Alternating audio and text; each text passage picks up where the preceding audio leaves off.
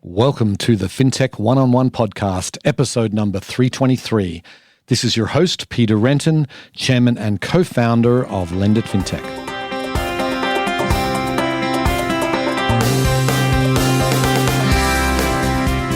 Today's episode is brought to you by Lend It Fintech LATAM, the region's leading fintech event.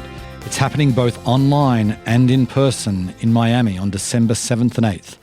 Latin America is still the hottest region for fintech in the world, and Lend It Fintech LATAM features the leading players in the region. So join the LATAM fintech community this year, where you will meet the people who matter, learn from the experts, and get business done. In-person and virtual tickets are available at lendit.com/LATAM.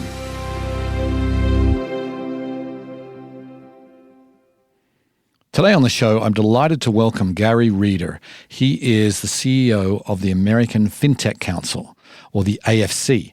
Now, the AFC grew out of a merger between the Marketplace Lending Association and the Online Lending Policy Institute, and we get into that in some depth about how sort of the AFC really formed. We talk about the policy goals. We talk specifically about bank partnerships. Garry shares his kind of experience working with the other trade associations that are in Washington. We talk about crypto. We talk about working with the Senate and House and much more. It was a fascinating episode. Hope you enjoy the show. Welcome to the podcast, Garry. Thanks for having me. My pleasure. So let's get started by giving the listeners a little bit of background about yourself. You've had some interesting jobs both in government and outside of government. Why don't you give us some of the highlights? First half of my career was predominantly spent in asset management. So I covered financial institutions both on the buy side and sell side in New York, predominantly financial institutions in the US, and then I moved on to do work in Turkey, Japan, and other places, but it always was focused around consumer finance. And so when the financial crisis hit, I left New York to come to the Treasury Department to work on TARP. I felt that as someone who was a finance person by training, it was a way to, do my part as in public service. And I had assumed I would be going back to New York after we did the General Motors IPO. I was on the auto team.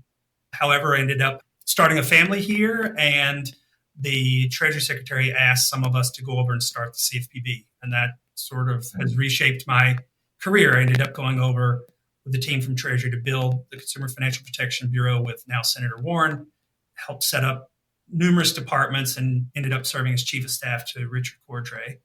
After that, I basically have spent the last almost decade as a consultant to industry, as an entrepreneur, as an investor, both in the for-profit and nonprofit arenas. I ran the Fintech Accelerator at the Financial Solutions Lab prior to coming here to AFC.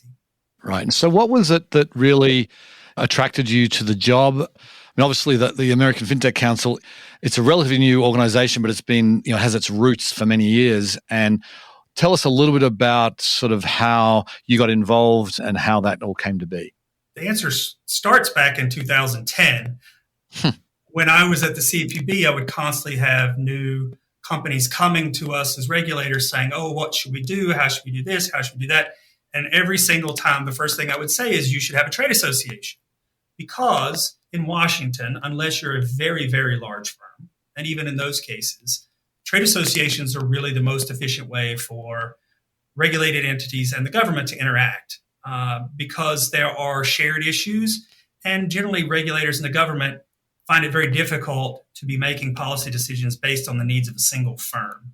Right. Because it creates winners and losers. So I had been giving that advice for a decade. Paradoxically, I had never considered being in the trade industry. I don't know why, but it just never occurred to me. I had known a number of the board members and known Nat, who was my predecessor at MLA.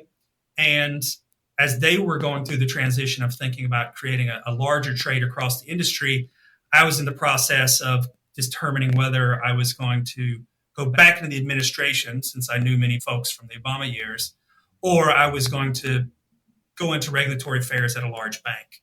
And this sort of was perfect for me because I have started businesses, invested in businesses. I've spent much of my career around where public policy and financial services intersect. And so this felt like a good mix of being a small business owner or small business management, which I enjoy, with the private sector piece and how it interacts with public policy and with politics. And so when they reached out, I was in the process of considering other jobs, but this allowed me to hopefully, I think people will see this over time, play to my strengths. And also, I'm a parent of an 8-year-old and a 10-year-old. And the good thing about the trade industry business is while there will be travel when the pandemic is behind us, predominantly my work is here in Washington. And I do want to spend the next 10 years as my kids are growing up being as close to home as I can, where many other jobs, as some of these listeners know, require tremendous amounts of travel. And so it was sort of a perfect fit. The interesting question for me is why I never thought of it before now, but it never presented itself. So. Fair enough. Tell us a little bit about the coming together of like the MLA and the OLPI and how sort of the American Fintech Council came to be. So the Marketplace Lending Association began back in 2016 as really a way to represent the large, at that point, some of them were peer-to-peer installment lenders, and how were they going to differentiate themselves from other types of small dollar credit, which obviously there's a long history in Washington around policy arguments related to high cost small dollar loans. And generally, if it's not a loan made by a bank, people tend to conflate a bank loan with good and a non-bank loan with bad. And so part of it was making that distinction.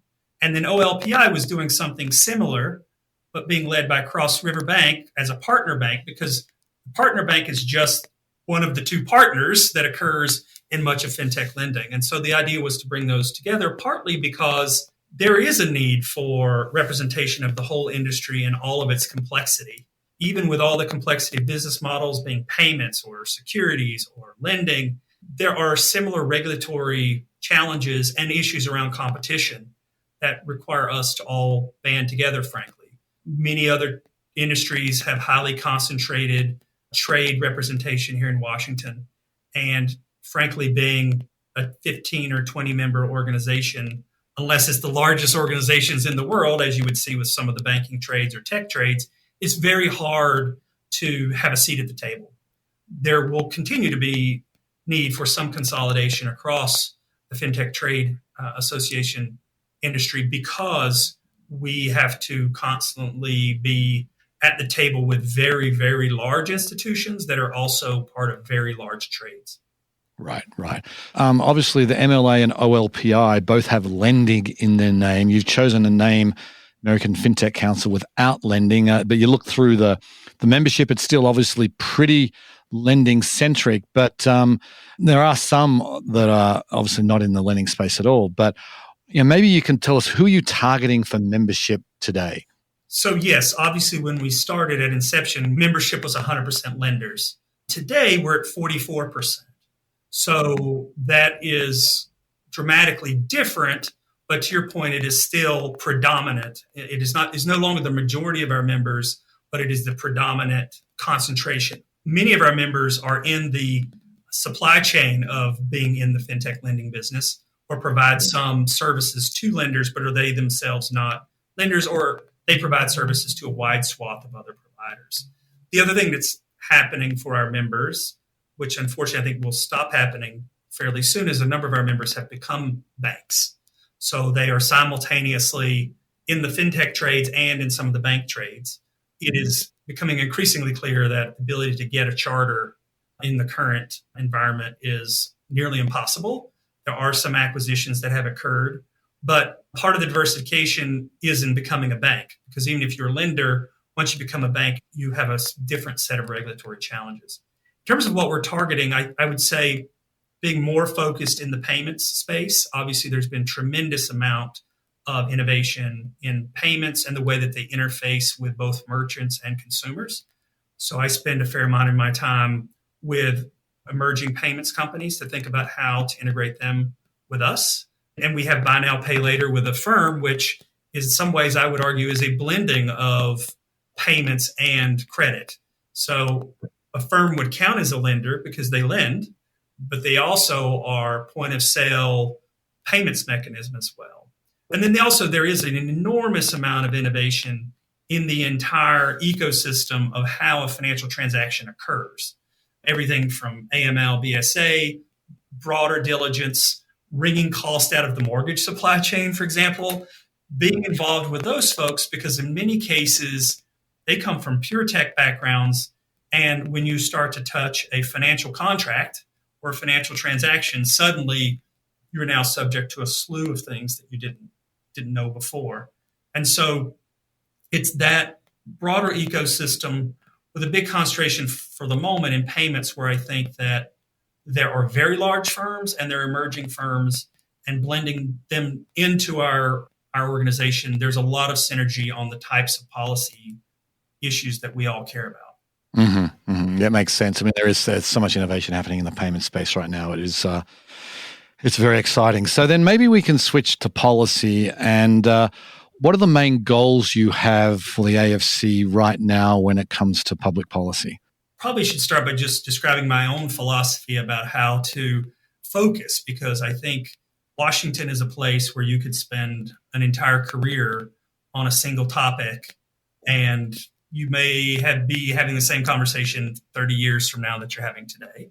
And there's a place for that, but that's not what trade associations should be doing. So part of what I start with is the question of, is there a vehicle available, whether it's legislation, reg text, through a rulemaking, other activities that the government's undertaking that would allow for a change? So it's important to be providing thought leadership, but if there's not a vehicle by which that change can be effectuated at the federal or state level, we have to be very careful with our resources that we then don't devolve into a think tank.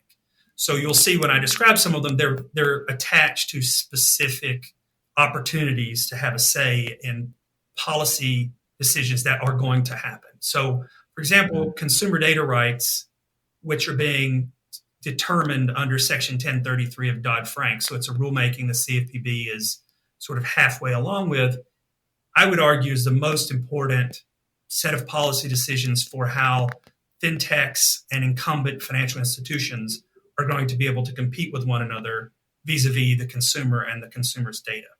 So that piece is important for security. It's important for liability. It's important for competition.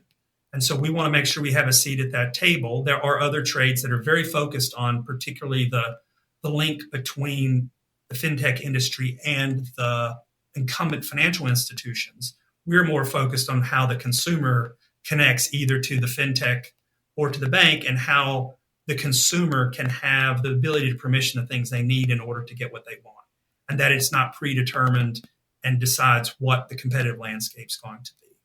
So that's rulemaking. Another rulemaking from the CFPB is what's called Section 1071, which is small business lending data collection. So anyone who's in the mortgage industry is familiar with HMDA, where they collect transaction information on all mortgages from providers above a certain size. And that allows regulators and advocates and others to see what types of loans are being provided, what's being rejected, at what cost, to what consumer and what community. And small business has been quite opaque, partly because the distinction between a small business loan and a consumer loan, particularly for the smallest businesses, has been difficult. And many of our members, both banks and fintechs, provide small business loans. And it's been very difficult to have a competitive market when there's not transparency into who's in this market and what are the range of prices and what are the range of benefits that consumers are getting. And so we want to be involved. Partly our partner banks will be the reporting entities because they are the true lender. But for many of our members, how that gets determined will have an impact on competition. And the last two, I would say, are a big focus are bank partnerships and chartering. So obviously we've been through a 4 to 5 year period for chartering, which is one of the dullest topics I think one could think of, going all the way back to the National Bank Act during the Civil War. I think very few people outside a handful of lawyers ever talked about bank charters. For the last decade, but particularly the last 5 years, that's become a very contested topic. It's a very hot topic. Yeah. For us, we ask that the government and the banking industry make a choice. Right now, we have many people who ask that our members become banks. A number of our members have applied to be banks. Their ability to get a charter is difficult to non-existent, that possibility, and it's becoming less available. And if we can't get a charter, That then means we do have to partner with banks because they have certain benefits that a non-bank can never have. You can't have access to the payment window at the Fed. You can't have access to the payment rails that are bank only in the United States. And then when it comes to interest rates and other parts of lending, only banks can use that across state lines and have consistency across the country. And so our position is either let us get charters for those who can do that and appropriately be able to be part of the banking system. And if we cannot or not allowed to be, why can't we have a system where people can have access to the payments rails or access to various types of preemption that occurs in the banking system? So right now we're in this awful world where everyone says you should be a bank because you're not regulated appropriately if you're not a bank. But when we try to be a bank, we're not allowed to be a bank. Right. So we're just asking that make a choice, and we will follow that path. And some of our members have acquired banks, which is another way to deal with this question of having a bank charter and partnerships. And then lastly, we've been very vocal about our support of disparate impact as a regulatory tool as it relates to fair lending, both in housing and in consumer finance, primarily because many of our members are trying to innovate around how to score and how to think about risk. And in a society where risk and race have been intertwined systematically, it becomes very hard to lend appropriately without some statistical analysis that tries to identify when there has been disparate impact, regardless of intent. And if we're going to add AI and machine learning to that process, being able to have very clear guidelines from the government about what is the statistical tools that we need to be using in order to identify issues and how to remediate those issues through compliance and other tools, I think is a much better, and our board thinks it's a much better tool for supporting innovation in the long run, because without those tools, instead of measuring and using data, we're going to be having legal arguments about what's unfair, what's deceptive, what's abusive. I can tell you, having been a regulator and a regulated entity, that is a much harder problem to solve than we see a statistical variance with one group of borrowers who are identical in terms of their credit risk being treated differently from some other group. And so we believe that that is an essential tool for us to be able to innovate. There's some ambiguities that we can obviously help clear those ambiguities up. But in terms of a platform for us to innovate around underwriting, we believe that having those in place and those being the not the law of the land, they've been the law of the land for 50 years, but that there isn't this swing back and forth. It is rather like, here's a tool that we all use. We can have arguments about how to refine it, but we're not going to have arguments about whether this is something that we can or should use. Right. And I think that's one of the real innovations that the fintech lenders have brought, to finance in general, is really the machine learning or in general is innovation in underwriting and expanding access to credit. But I want to go back to bank partnerships, because I know there was a big push for both the predecessor organizations, MLA and OLPI. We're in this sort of somewhat strange time where there's been a valid when made ruling that has been affirmed, I guess you would say, but true lender, and those things are obviously, it feels related to me, was not affirmed and was rejected or repealed, or however you want to put it. Where does that leave the bank partnership model, do you think, when it comes to regulatory clarity? Yes, we as an organization have spent a tremendous amount of time and effort here. It's essential for much of the fintech, not just the lending space, but it's also true for payments and other products about who can partner with whom. But certainly in lending, who the true lender is determines what laws apply as it relates to interest rates and disclosures and other important consumer protections. What I tend to say to try to simplify an extremely complicated situation is we're back to the status quo, which is a strange mix. But we are back now in the world before the OCC offered up the true lender rule as a way to clarify this. For decades, there has been ambiguity about this question. There has been litigation. There's been case law at the state level about trying to determine what is a true lender. And so it was our preference to try to get that clarified through a rulemaking. For those who don't follow this closely, which I congratulate you because that means you've not been nearly as stressed as others, it was a rule that was rescinded by the Congress through what's called the Congressional Review Act.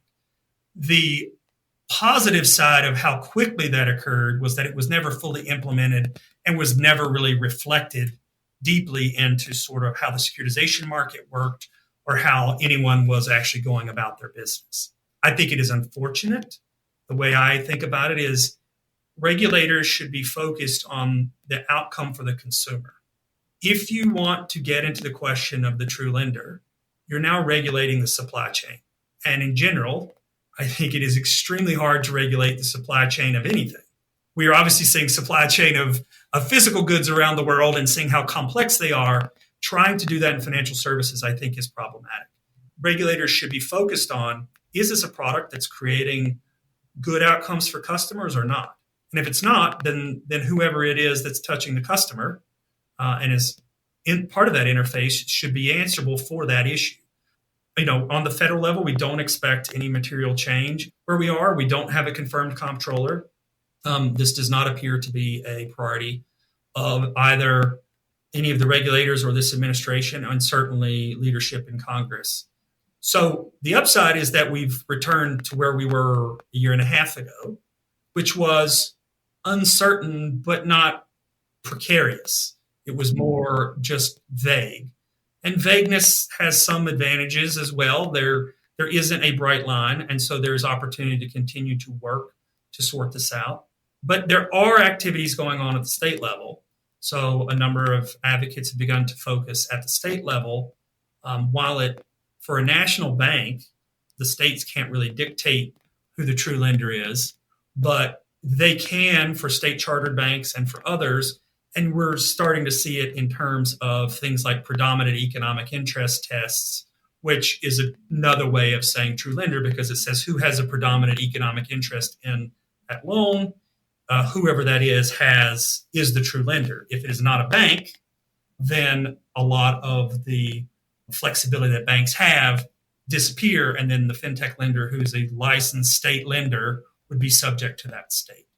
In summary, we were spending a tremendous amount of time in specific states. We are staying involved at the federal level, but there isn't currently a vehicle available to try to create more certainty. Right. And then how are you interfacing with the other trade associations in Washington? I know there are several bank organizations. There's other fintech associations as well. How are you working with them? One of the best parts of this job is that I find the trade association community to be one that is very pragmatic and one where people are trying to solve real world problems. For those who, watch Washington mostly on TV and don't experience it day to day, there's very little of what I just said, at least as it appears on TV. And certainly, I don't think I am making a political statement when I say that particularly the current Congress finds it very difficult to make decisions and be able to move forward and solve pragmatic problems. There's a whole set of other challenges that they face. So I've found the cooperation to be very high. In fact, there have been more letters and phone calls that we've done in coordination with others than we've done by ourselves. Because if you think about it, for us, we're in many of the activities that other trades represent. We are partners, customers, competition, and some of our members are in these other trades as well. We are deeply interconnected. So I found the cooperation to be quite high because when you're trying to solve a practical, pragmatic problem, it is very rare that somehow one coalition of folks can handle that all by themselves. So I only have very positive things to say about that. And part of that is our members have done a good job over the years of having those relationships. Nat before me did a great job. And then I think that as fintech has become more and more integrated into many other incumbent financial institutions in terms of the way we work together, can't really separate them out when you're trying to solve a regulatory issue. Particularly things that take third-party risk management guidance from the prudential regulators. Well, we're the third party. So it matters that we're very coordinated with our partners. Right. Well, what about the banking lobby? It feels like Do you read articles in the press of, banks think that fintechs, I think sometimes they just wish we'd all go away. Some of them do, because there's no question that some fintechs have eaten into some banks' businesses. There's obviously the partnerships that have happened as well. But are you finding that the bank lobby groups, do you find them hostile or do you find them easy to work with? It sounds like the latter from what you're saying. Yeah, I think the rhetoric is hotter than the reality. Okay. That's partly a function of Washington, I believe. I think that it's also a remnant of some hostility from both sides that we saw, particularly in the early to middle part of the last decade, because you had this emergence of competitors. And frankly, the financial services system in the United States, maybe some bank trades won't want me to say this part, but I believe this. In certain parts of it, we haven't had a lot of competition. It's not because of the need to protect the stability of the system. We have limited competition in various pieces of the chain. Many people become hostile when they are in a competitive environment where they weren't in a competitive environment before. I think we've moved past that to a world of, yes, these are my competitors, but they're also my customers. They're also my partners, which is more standard in most of commerce, where one part of your business is competing with someone's business, but another part of your business is either collaborating or one is the customer of the other. Right. I think where this increased cooperation and collaboration could become difficult is we just finished a massive financial service regulatory cycle that really began in 2009. We're into the second decade of Dodd-Frank. That has sort of leveled out. It appears, and has appeared for some time, that there's a technology regulatory cycle underway. Because we don't have technology regulators the way we do financial services regulators, it's unclear how that will proceed. But the market power that a number of technology firms have and the market power that some of our largest financial institutions have, they are likely to collide here in Washington as the technology piece becomes more prominent, because I think a lot of very large financial institutions are very worried about the role that large tech plays in eating into, not just a product line, but the entire relationship with the consumer from end to end.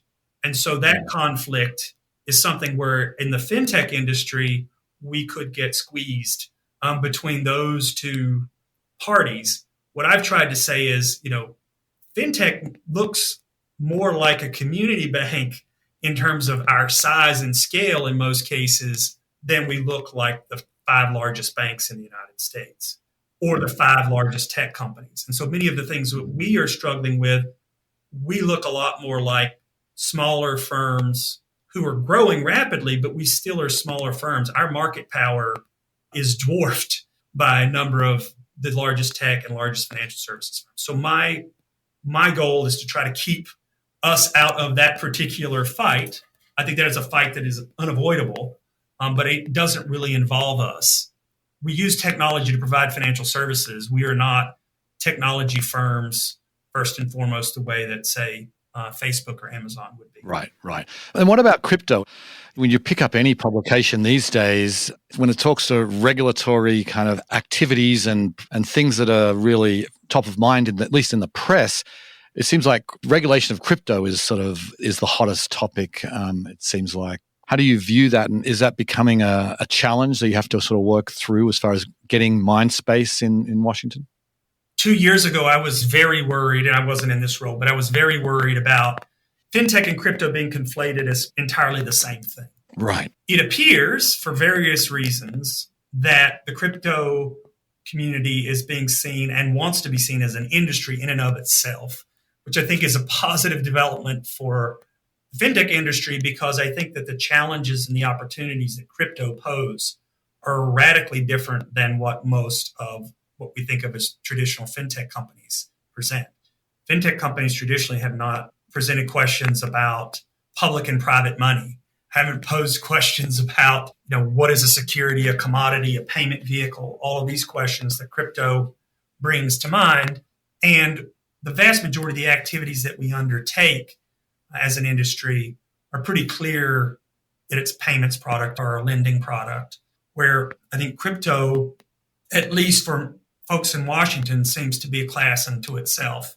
I don't think, me personally, I don't think crypto is that new. It's pretty much a digital version of the 19th century where individual institutions would issue script. So if I lived in Virginia, I'd go to the Bank of Virginia. They would issue me a currency from my account, and I came to Washington to spend it. I'd have to go to a bank in Washington. They would trade that with me, and then I could use that to purchase something. And there was a cost in that transaction, and the relationship between that private money and the public money of the United States really didn't exist. Once we created the Greenback and then the Federal Reserve Act, we created a system where there was private money fully backed by the public money of the U.S. government. So to me, in some ways, people act like it's totally new. And I'm like, well, it seems like we're going back to the 19th century where we fragment and privatize money. And I'm not making a statement about whether that's good or bad, but it's not necessarily a different policy problem. But it has been good for us in that industry, for tax reasons and a whole slew of other reasons, is, in and of itself, having discussions outside of us. I will say it does take up a lot of policy oxygen, I would call it, in DC, where you get that. And then there's a certain amount of talent that has migrated to that industry that I think might be problematic for financial institutions, both fintechs and legacy firms, that I think has a gold rush type mentality. So that causes this dislocation of attention and talent. But for me, I think crypto is not nearly as complex a set of issues as some might think. But we've gotten to a place with the number of dollars, US dollars at least, that are represented by the industry is at a size that regulators need to make a decision.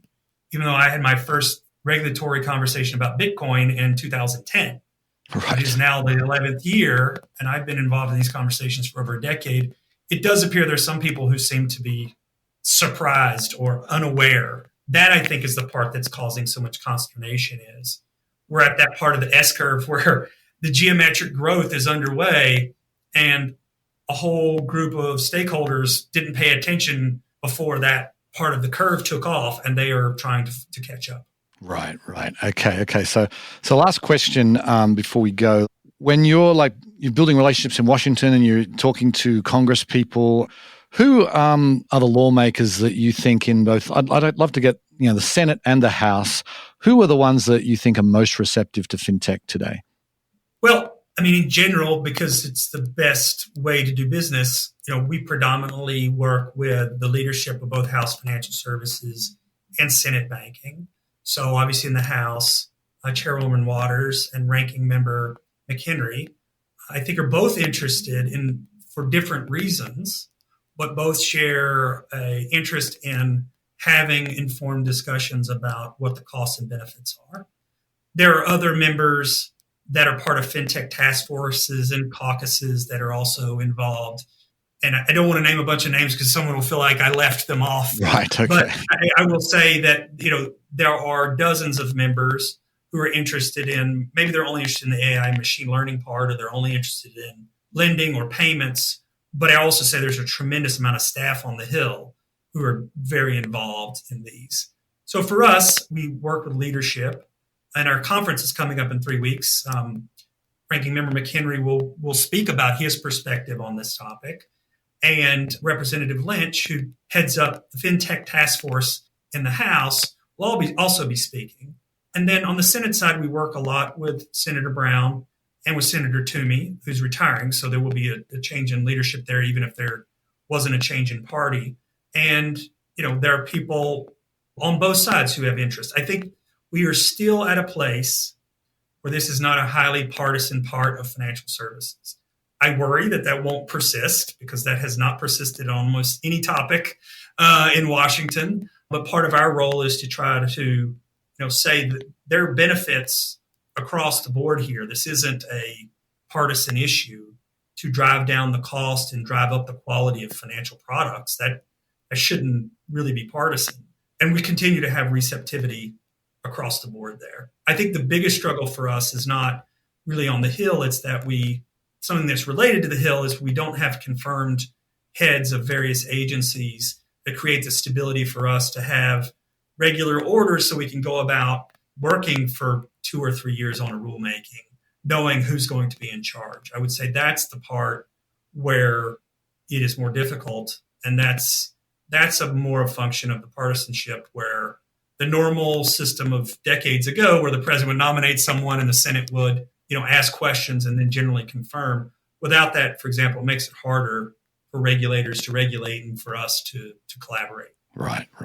Well, we'll have to leave it there, Garry. Good luck with all of that.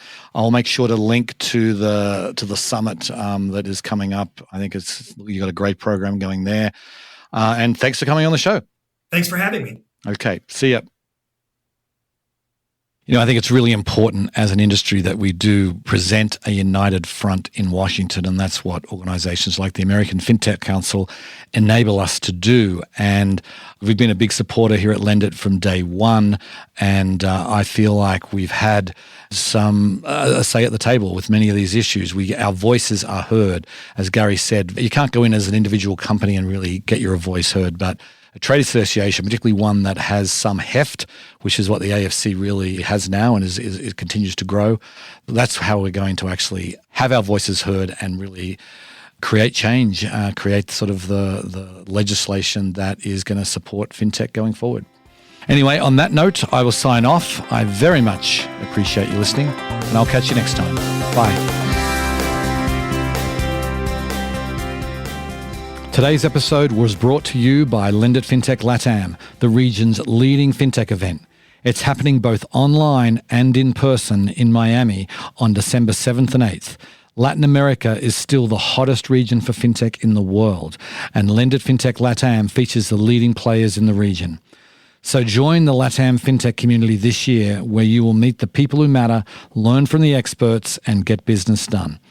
In-person and virtual tickets are available at lendit.com/LATAM.